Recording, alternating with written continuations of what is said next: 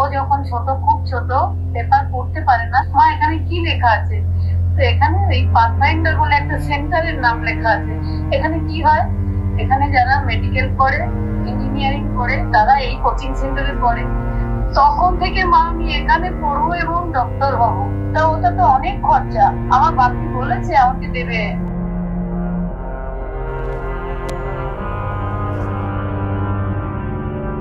হ্যাঁ গো, রাত কটা বাজে খেয়াল আছে? আমার বয়সটাও তো বাড়ছে নাকি, এখনো কাজ করবে?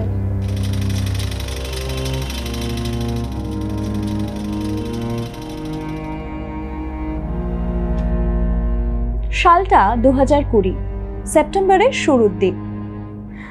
আকাশে তখন পুজোর গন্ধ ভাসছে, আর সোদপুরের ছোট্ট দুকামরার পলেস্তরা খোসা বাড়িটায় তখন দম ফেলবার ফুরসত নেই। বছর 55 সেই লোকটা সেদিন একটু রেগেই গিয়েছিলেন, চেঁচিয়ে বলেছিলেন, কি এমন সময় হয়েছে? 12টাই তো বাজে, আর এখন একটু চাপ না নিয়ে কাজ করলে চলবে কি করে? মেয়েটা পড়ার খরচ জানো? সেদিন মেয়েটির মা একটু চুপ করিয়ে গিয়েছিলেন, মুখে হয়তো বলেছিলেন,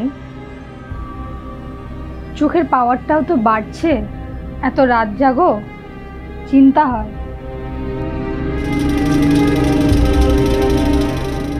আর মনে মনে হয়তো বলেছিলেন,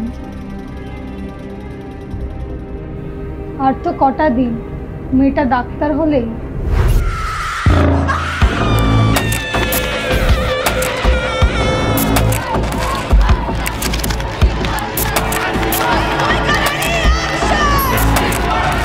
তিলোত্তমা, যা কিছু সুন্দর, যা ভালো, তার অংশ এক করলে যে নারী, সেই তিলোত্তমা। না, আমি বলছি না, গুগল করুন, এটাই দেখাবে। তিলোত্তমা ডাক্তার হতে চেয়েছিল, তিলোত্তমা ডাক্তার হয়েছিল। তিলোত্তমারা স্বপ্ন দেখত। কি স্বপ্ন? ওই আমি আপনি রোজ যে স্বপ্নটা দেখি, একটু ভালো করে বাঁচবো, আর তার জন্য অনেক অনেক খাটতে হবে। হবে একটু ঠিকঠাক মাইনে পেলে একটা গাড়ি কিনবো, মাসে অন্তত একবার মা বাবাকে নিয়ে বড় রেস্তোরাঁয় খেতে যাব। মার ফোনটায় চার্জই থাকে না, সারাক্ষণ চার্জে বসিয়ে কথা বলে। মাইনেটা বাড়লে 9 আগস্ট সকাল 10:53। সব বাবা মায়েরা ঠিক যেমন ভাবেন সেরকমই ভেবেছিলেন তিলোত্তমার বাবা মা। হয়তো মেয়ের ফোন সেই আগের দিন রাত 11:30টায় শেষ কথা হয়েছে। এত ব্যস্ত যে একটা ফোন করে খেলো কিনা সেটাও জানে না। কিন্তু এটা তো আননোন নাম্বার। ফোনের ওপারে এক অজানা মহিলার গলা। পরিচয় আরজিকর হাসপাতালের অ্যাসিস্ট্যান্ট সুপার। তিনি শুধু এইটুকু বললেন, আপনি তাড়াতাড়ি চলে আসুন, আপনার মেয়েকে এমার্জেন্সিতে নিয়ে যাওয়া হয়েছে। হাজার প্রশ্ন জমাট বাঁধছে বাবার মনে। কি হলো? হ্যালো হ্যালো হ্যালো, হ্যাঁ কি হয়েছে? মেয়েটা ঠিক আছে তো? মেয়েটা কি হয়েছে বলবেন তো? আরে কি হয়েছে? হসপিটাল থেকে আবার একটা ফোন। এবার বলা হলো আপনার মেয়ে আত্মহত্যা করেছে। মা চিৎকার করে উঠলেন, তিলোত্তমা!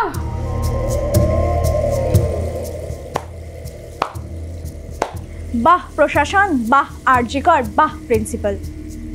আত্মহত্যা? 9 আগস্ট দুপুর 12টা, আরজিকরের করিডোর। 3 ঘন্টা মা বাবাকে দাঁড় করিয়ে রাখা হলো। 3 ঘন্টা। তারপর মা বাবা দাঁড়ালেন মেয়ের সামনে। মা হয়তো শেষবার ফোনে বলেছিলেন, কাল সাবধানে ফিরিস মা। একটা চাদর গায়ে জড়ানো, দুটো পা দুদিকে, চোখ দুটো আকাশের দিকে, চোখের কোণে রক্ত, একটা হাত মাথার উপর। ভয়ঙ্কর, শরীর জুড়ে দগদগে ক্ষত, আর হাসপাতাল বলল আত্মহত্যা। সবাই দেখছে যে রাজা উলঙ্গ, তবুও সবাই হাততালি দিচ্ছে, সবাই চেঁচিয়ে বলছে সাবাস সাবাস। কারো মনে সংস্কার, কারো ভয়, কেউ বা নিজের বুদ্ধি অন্য মানুষের কাছে বন্ধক দিয়েছে, কেউ বা পরান্নভোজী, কেউ কৃপা প্রার্থী, উমেদার, প্রবঞ্চক। কি করছিল মেয়েটা অত রাতে? প্রশ্ন তুলল প্রিন্সিপাল সন্দীপ ঘোষ। ও অন ডিউটি ছিল স্যার, 36 ঘন্টা ডিউটির ধকল জানেন? আর না, ঠিকই তো, মেয়ে মানুষ তো, মাংসের পিণ্ড। শকুন শেয়াল আসবে, ছিঁড়ে খাবে, এ আর এমন কি, কামদুনি ছোট্ট ঘটনা। পার্ক স্ট্রিটের মেয়েটাই তো খারাপ ছিল। গল্পটা সবাই জানে, কিন্তু সেই গল্পের ভেতরে শুধুই প্রশস্তি বাক্য উচ্চারক, কিছু আপাদমস্তক ভীতু, ফন্দিবাজ অথবা নির্বোধ স্তাবকই ছিল না। একটি শিশুও ছিল, সত্যবাদী, সরল, সাহসী একটি শিশু।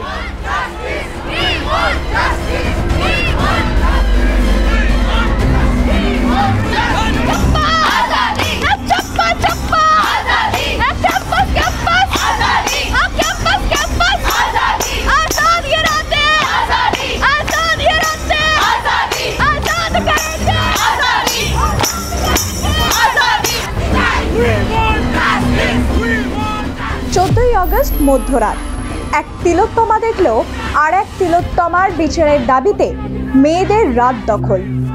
সেই শুরু, বাঁধ ভাঙছে সহ্যের। পথে আজ সাধারণ মানুষ, পথে অভিনেতারা, পথে গায়ক, পথে নাট্যকর্মীরা, পথে ইঞ্জিনিয়ার, ইউটিউবাররা। সোশ্যাল মিডিয়ায় একটাই হ্যাশট্যাগ, জাস্টিস ফর আরজি কর, জাস্টিস ফর আরজি কর। প্রতিদিন মিছিল, প্রতিদিন নতুন করে লড়াই। কিন্তু এত আন্দোলন লড়াইয়ের মুখকে মিছিল নগরী কলকাতা এমন কাউকে খুঁজছে যে তার হয়ে স্লোগান দিতে পারে, যে নতুন ভোরের গান লিখতে পারে। অরিজিৎ সিং লিখলেনও সেই গান, রে রে করে উঠল শাসক দল, বাবু যত বলে পারিষদ দলে বলে তার শতগুণ। সৌরভ গাঙ্গুলির একটা কমেন্ট যেন ভুলিয়ে দিল লর্ডসের ব্যালকনির সেই জার্সি ওড়ানোর ছবি। মানুষ আজ যেন বাঁধ ভেঙে শুধু একটাই কথা বলতে চায়, বদলা। এই লুকোচুরির বদলা, এই ধরি মাছ নাছুই পানির বদলা, টাকার জোরে বিচার কেনার বদলা, রাজনীতির জোরে অপরাধীকে আড়াল করার বদলা। যে রাষ্ট্র ধর্ষকদের ঢাল হয় সেই শাসকের থেকে বদলা। আর বদলার একটাই পথ, বিচার। জাস্টিস, তার কাছ থেকে জাস্টিস, সেটা আমি গলা ফাটিয়ে বলতে পারছি।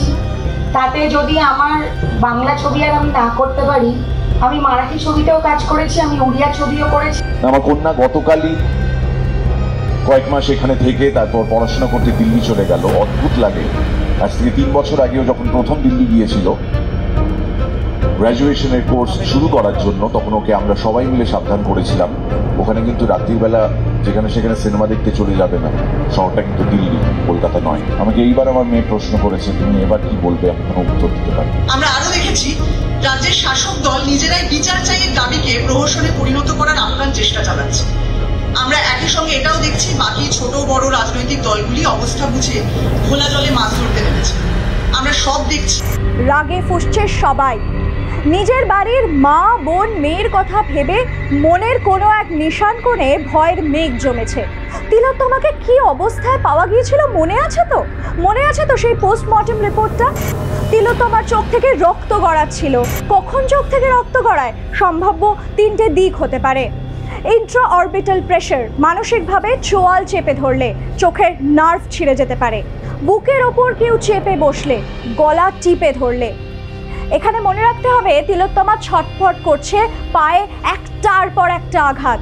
পোস্টমর্টেম রিপোর্ট বলছে শ্বাসরোধ করে খুন, যৌনাঙ্গে কিছু প্রবেশ করানোর চেষ্টা। শরীরের যে যে জায়গায় ক্ষত, মাথা, গাল, ঠোঁট, নাক, ডান চোয়াল, চিবুক, গলা, 2 কাঁধ, বাঁ হাঁটু, গোড়ালি এবং যৌনাঙ্গ। ফুসফুসে রক্ত জমাট বেঁধেছিল, ভেঙে গিয়েছিল পেলভিক বোনও।